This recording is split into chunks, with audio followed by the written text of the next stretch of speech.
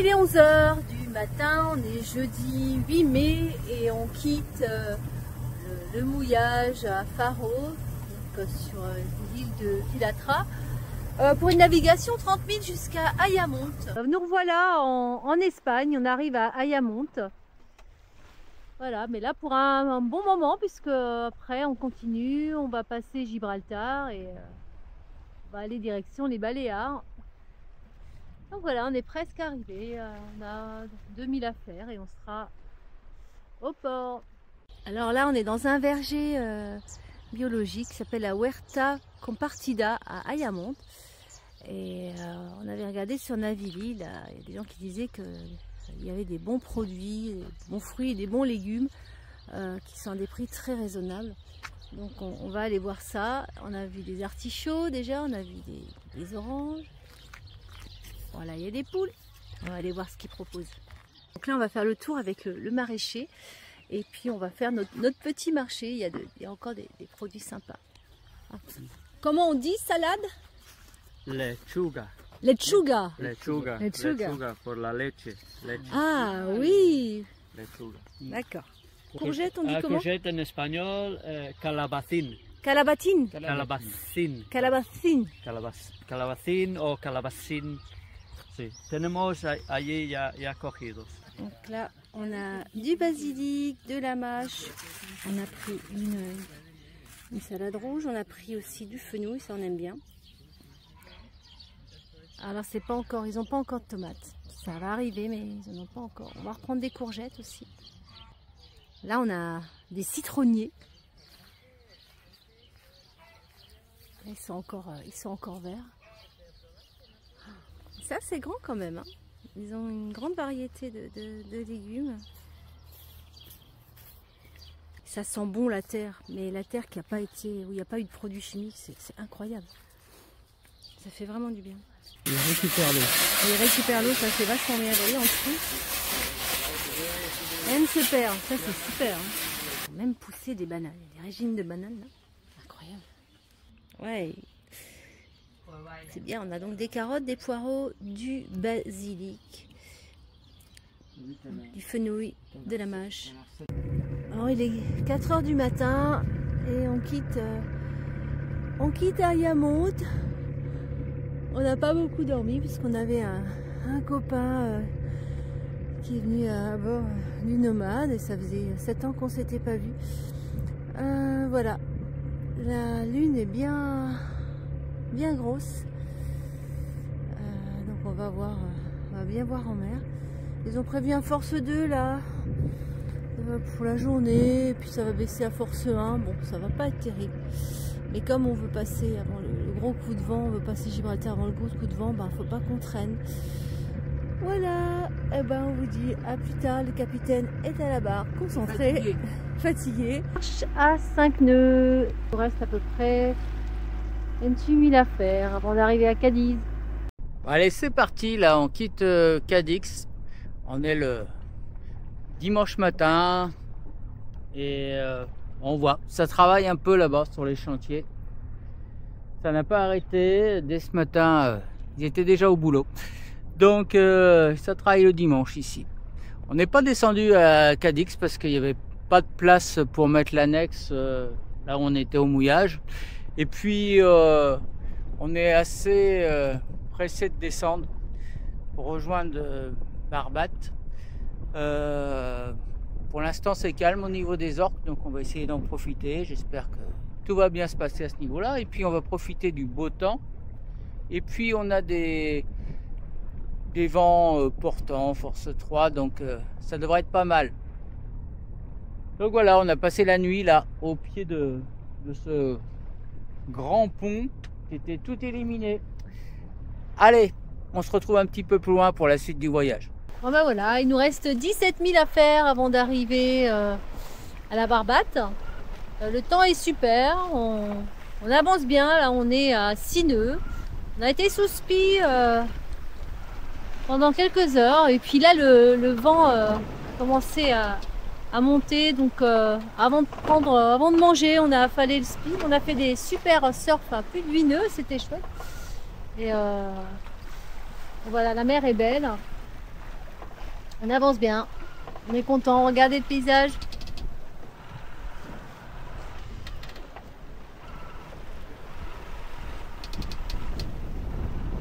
Allez, la Barbade, dernière escale avant le passage du détroit de Gibraltar. On est presque en Méditerranée, yes! Et voilà, on marche toujours pas mal. On est toujours entre 6 nœuds 5, 7 nœuds. Et là, on est en train de passer le cap Trafalgar. C'est là. Donc on se méfie un peu parce qu'il y a des cailloux là dans le coin. Donc, mais tout va bien. Et là, donc on continue. Là, on va vers détroit de Gibraltar. Je ne sais pas si vous voyez devant. Je vais vous emmener voir un petit peu devant.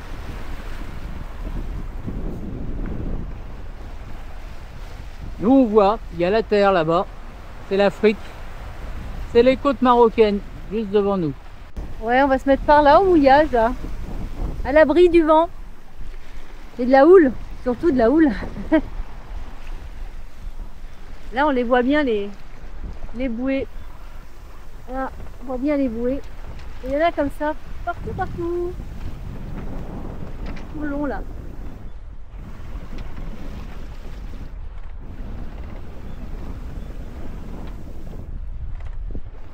Il y en a encore 2-3 dans l'eau là.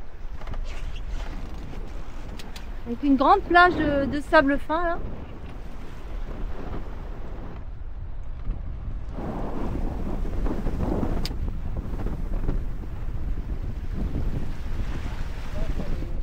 Hello! Et il est 9 h du matin, ça y est, on quitte Barbate, direction Gibraltar. Alors c'est par là que se trouvent les orques d'après les dernières données, mais bon, ça fait 10-12 jours qu'il n'y a pas eu d'interaction déclarée en tout cas.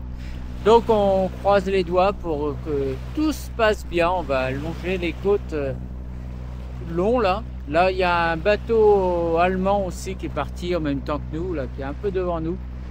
Et on va faire route ensemble. Et puis, comme il est devant nous, je pense que c'est lui qui se prendra les orques. Voilà. Sympa. Non, on va. Je pense que ce qui serait bien, c'est que les orques ils s'occupent des thons, quoi, qu'ils aillent chasser le thon. Voilà. Et puis comme ça, ils ont de quoi faire. Et puis nous, on va passer crème jusqu'à Gibraltar. En tout cas, on a 32 000, c'est ça à faire hein? On a ouais, 30 000. 30 000 à faire. Ça va. Bon, c'est pas loin, donc ça devrait le faire. Pour l'instant, il n'y a pratiquement pas de vent. On a un force 1, quoi. Il y a 4-5 nœuds de vent, 4 nœuds maxi. Ouais. Donc c'est tranquille. Bon, on est au moteur du coup. Alors bon, on sait pas trop si on mettra le spi aujourd'hui, même s'il n'y a pas beaucoup de vent, parce que si les orques arrivent, il faut qu'on ait le temps d'affaler. Enfin bon, ça peut être un peu sport. Donc on verra en fonction de la météo. En tout cas, hein, on croise les doigts pour que les orques soient pas dans le périmètre et puis s'ils sont là, qui nous foutent la paix. Ouais, on fera des belles vidéos avec les orques autour de nous, qui ne nous touchent pas parce qu'ils viennent juste nous dire bonjour. Voilà. Bon, allez, on vous dit à plus tard. Là, on doit aller jusqu'à la bouée. Après, on va pouvoir aller plus près de la côte, mais ils ont mis plein de filets, donc il fallait contourner. L'Allemand est toujours devant nous, là, mais en fait, on l'a suivi. On pensait pouvoir être plus proche de la côte, mais du coup, c'était pas possible. Et là, on a 43 mètres de fond.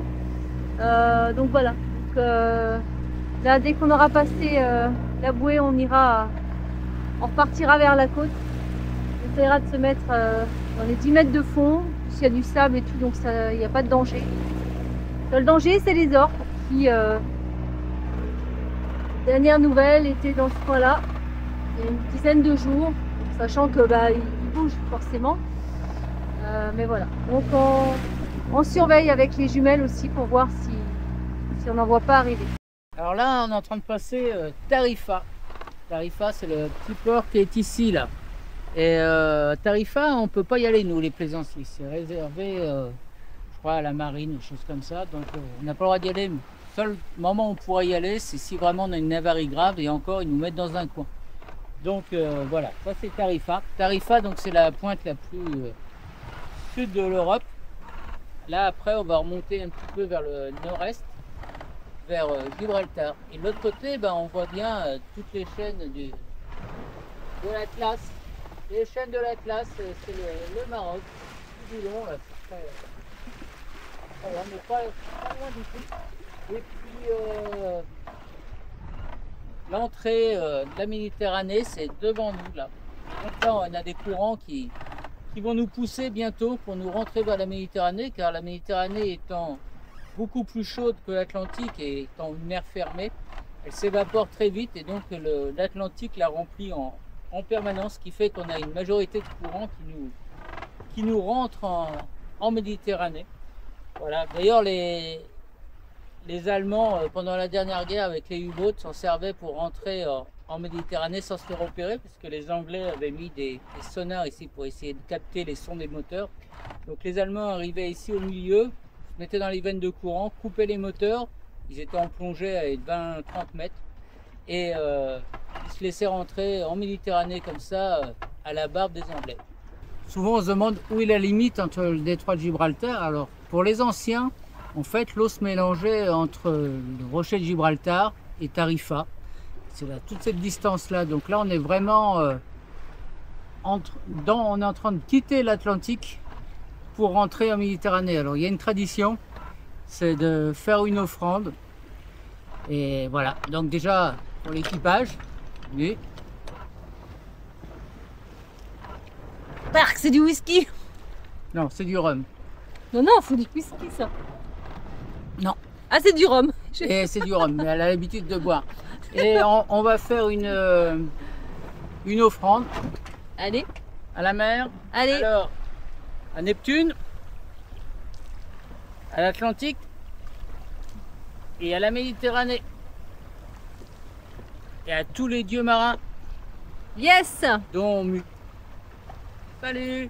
On est presque à la pointe. Là, quand on aura tourné, on est presque arrivé.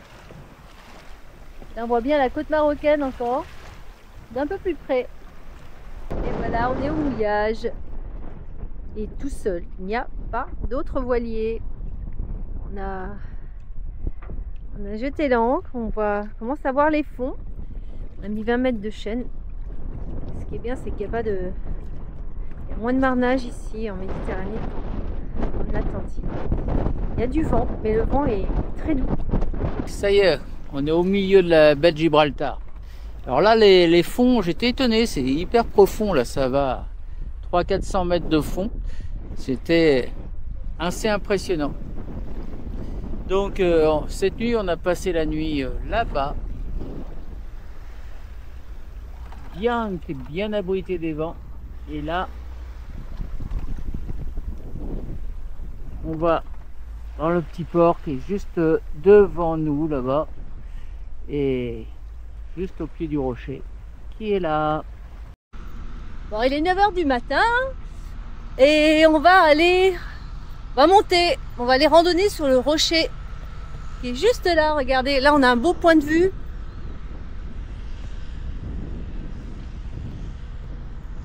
Donc on va monter au rocher, il y a pas mal de dénivelé, on va voir ce que ça donne. Et là on est parti, on est sur la piste d'aéroport. Retour en France, on en a marre du voyage. Donc voilà, on est sur la piste. Non, en fait, pour aller à Gibraltar, il faut traverser la piste de l'aéroport. Et voilà, et la ville est de l'autre côté. Donc il y a plein de personnes qui passent.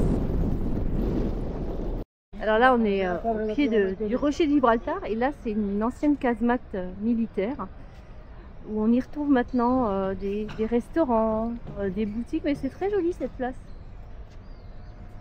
Très sympa.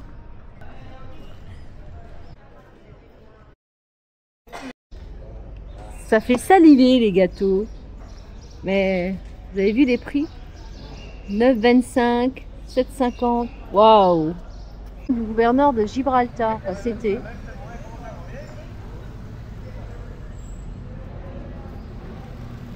Bon, là on essaye de monter vers le rocher et on se retrouve un peu dans la pampa. Alors, on a bien une carte, mais l'eau est allée voir. Bon, ben on voulait monter jusqu'en haut du rocher. bah, ça va pas se faire parce que bah, on est dans un monde capitaliste. Hein. Maintenant, ils font payer 33 € par personne pour aller visiter le rocher. Non mais ça devient dingue quoi. Donc en fait, t'en as pour 66 € à deux quoi. Faut pas déconner quoi. Ouais, donc on cautionne pas ça du tout. Déjà, on n'a pas les moyens. Et puis en plus, je trouve ça aberrant. Je suis quand la vieille école. Donc pour moi, tout ce qui est du patrimoine, tout ce qui est, tout doit être accès gratuitement pour tous. Il ne doit pas y avoir de différence entre les gens qui ont les moyens et ceux qui n'en ont pas. Parce que si l'éducation est uniquement pour ceux qui ont les moyens, on va vers un monde de merde. Voilà, donc bon, on est déçus. Mais en même temps, on ne cautionne pas ça. Donc voilà. Maintenant, si le voyage, c'est que ça, c'est-à-dire à chaque chose, chaque pas que tu vas faire, tu t'es obligé de payer. Moi, je suis d'accord avec l'eau. La culture, ça devrait être gratuit. Je veux dire, parce qu'on n'a pas tous le même niveau social. Et je veux dire, si on veut pouvoir s'enrichir, voilà, quand on voyage, bah, je trouve que c'est important que ça puisse être accessible à tous. Bon, on vient de quitter le port espagnol et on est parti chercher du gasoil, mais de l'autre côté, du côté anglais. Voilà, on a fait les pleins du réservoir et des bidons et alors là c'est vachement avantageux. On a payé 0,98 centimes le prix du litre, donc ça vaut le coup. Bon, ça y est, on a fait les pleins, on est content. Et là on s'est mis au mouillage devant le port espagnol. Bon, ça bouge pas mal, on a force 6 aujourd'hui. On va avoir quelques petites vagues, je vais vous montrer ça.